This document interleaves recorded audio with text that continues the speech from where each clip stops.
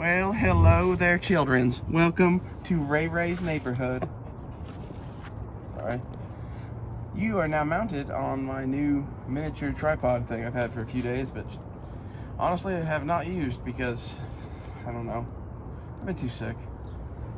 It's been nice enough out here or whatever to do filming or whatever. I just felt like shit. But I got the SIG Romeo 7S.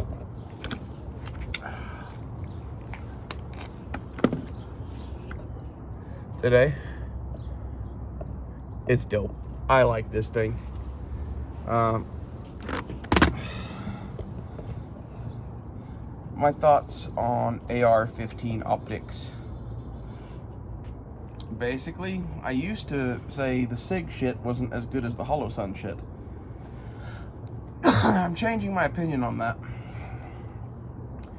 These models of the Romeo 7, I think are actually as good, if not better, than my Holosun 403R. Mainly because they take a bigger battery and they have aim-point style controls still. It's a clone of the aim-point Comp M5. So, like, if you want a Comp M5 over a T2, now there's an option for that. That's dope. It was a $120 optic. And I think that was lightly used on eBay. But there were a whole bunch of green ones on there. They make one with a green dot. I wouldn't buy the green dot version. And my reasoning on that is red dots show up under night vision like a motherfucker because night vision sees an infrared. I had a green laser that was like 1,000 milliwatts or something like that. It was crazy. It was a lightsaber. With the naked eye, it would project a beam into the sky that looked like you were trying to take down aircraft. I know because I might have done that a couple times or two. I got video of that somewhere. In addition to that, when I looked at that under night vision, that green laser basically wasn't there. And that green emitter in the fucking red dot is not that much different. I don't think, even on its very brightest setting, you would be able to see that hardly at all. So don't buy the green dot red dots. Don't buy green lasers either, unless you're going to use them as a Viz laser. As a Viz laser, the green laser makes a lot of sense.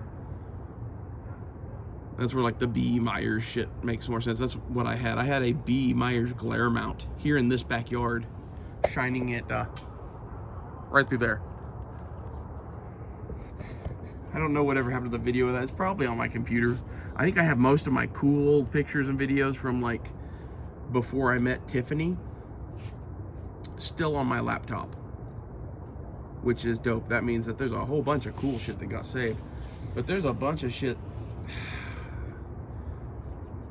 from the last couple of years running around with Tiffany and Dakota and doing my own thing and whatever that like I'm going to miss some of those posts on Instagram. That's not what this video is about. This is budget red dots for the AR-15, I guess. These are the two I would buy. Now this one I don't have a lot of testing on yet, but I'm basically buying on the assumption that these are made by Holosun for SIG and that this is a Holosun clone of the fucking Comp M5. And if that's true, then that's good. And I'm going to keep running this, and you'll see. If I continue to run it for forever, then you'll know. But like this one is a Holosun 403R, and it has been on 3 or 4 different guns now, and yeah, it's gotten around. It's torn up. It has a lot of finish not on it. The setting 12 doesn't work on it.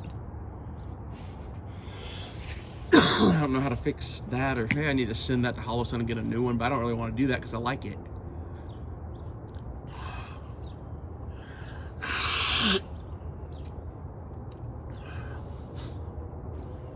Sorry. My head is leaking snot, so if I talk, apparently it gets worse.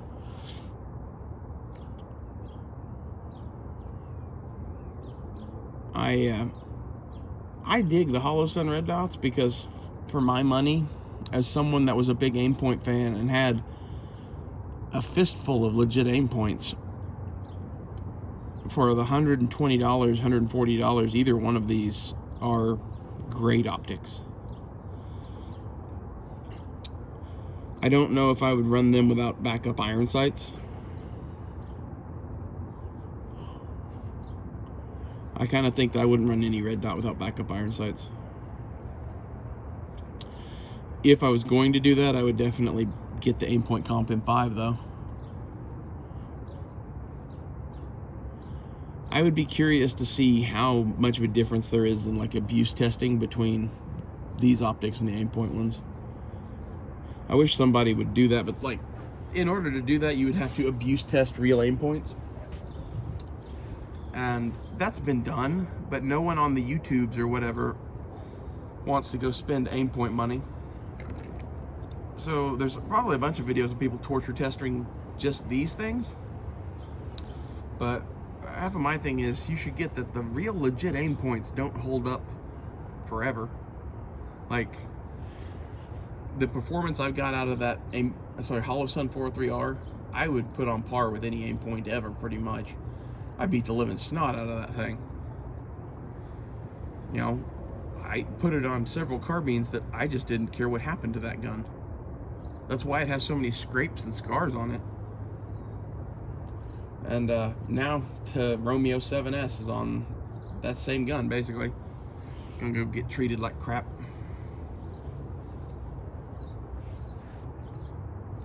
Curious to see what budget red dots do you guys run? I've ran a bunch of them, and these are my choices of everything on the market, basically. If you see shit other than these, there are good shit. The rest of the SIG red dots are okay, but they are not as good as the Holosun 403R. The rest of the Holosuns aren't as good as this Romeo 7S. Like, I'm not saying you should buy entire companies' products, but if you're going to like be like, what company should I buy stuff from? Holosun and SIG. Like, as far as budget stuff, that's just my opinion. I've had Vortex, I've had what was that called? Spikes Tactical made a red dot a few years ago. I have videos of it on this channel. I liked it because it also took a AAA battery, which this does, which is dope. It's not as dope as a AA, but there is the size factor. And a AAA is, I have a box of them in my kitchen. So, you know, I dig it.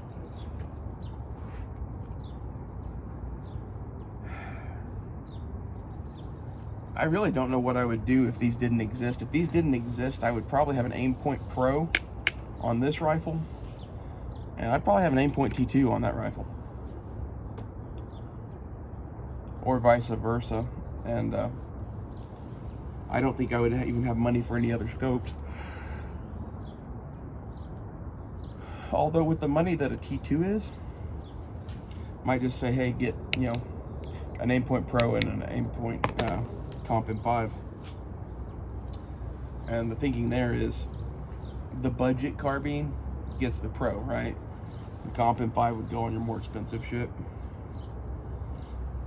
I don't really know if these are a good place to save money or not. It seems to me that, like, there's some things where people are like, oh my God, you have to have this for legit reasons.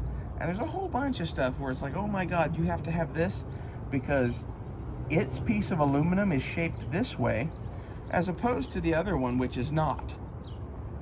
So you need to separate out some of that shit. Like, what is cool guy gear versus what is just good gear that works versus what's a budget item that can take the place of something. Like, I wouldn't replace every fucking red dot ever with one of these. However, on a budget bitch home defense carbine like this,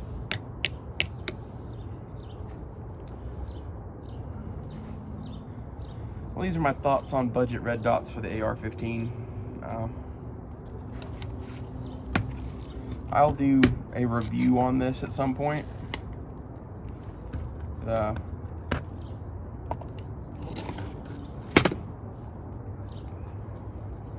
Yeah, I don't really see a reason to review it considering I just got it. I will say on first blush, I really like it. But I kind of figured that would be the case because I've handled some of the other SIG red dots and they're really well made. So assuming that it doesn't have some like horrible flaw that presents itself, for the money I would go buy one of these and try it. I'll see you guys later.